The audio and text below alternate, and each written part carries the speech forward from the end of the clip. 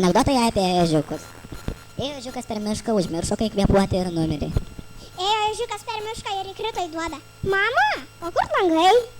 Ėjo ežiukas per mišką, pamatė degantį tanką, įlipo į jį ir sudegė. Nejuokinga, bet už tai apie karą. Ėjo ežiukas per mišką ir pametė šalmą. O, čia apie karą. Ėjo ežiukas per mišką, apsigalvojo ir pradėjo eiti pamiškį.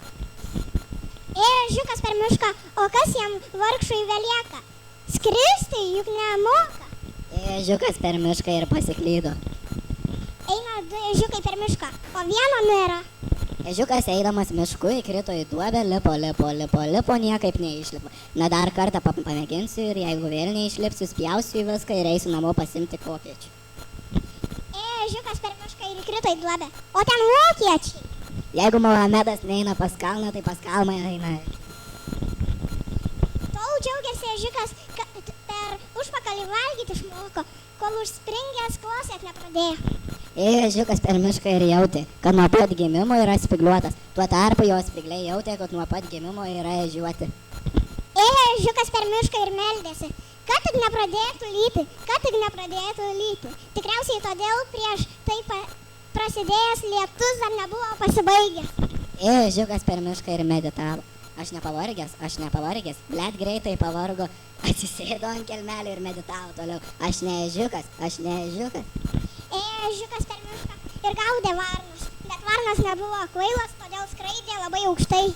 Grįžta vyras iš namo, numeta ant stalo krūvą ežiukų ir sako žmonai, va ežiukų prišaudžiau, tau apyklaklę, o iešviai įklotai. Ežys tėvas muša ežį sūnų.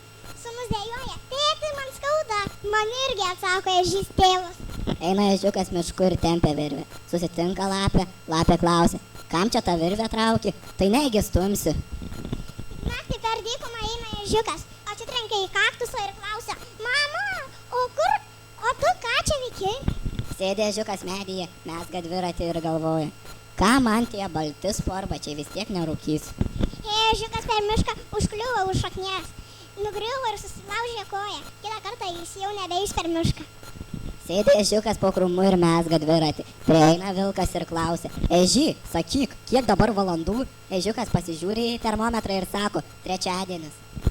Ežiukas vedė blondinį. Eina ežiukas ir drapstosi purvais. Ėjo ežiukas per dykumą, o kobra viską matė.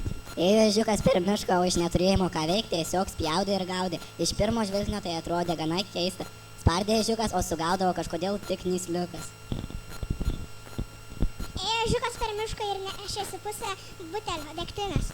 Sveikata jam neleido išgerti viso, todėl jis ją paliko ir nuėjo ieškoti kitos draugės.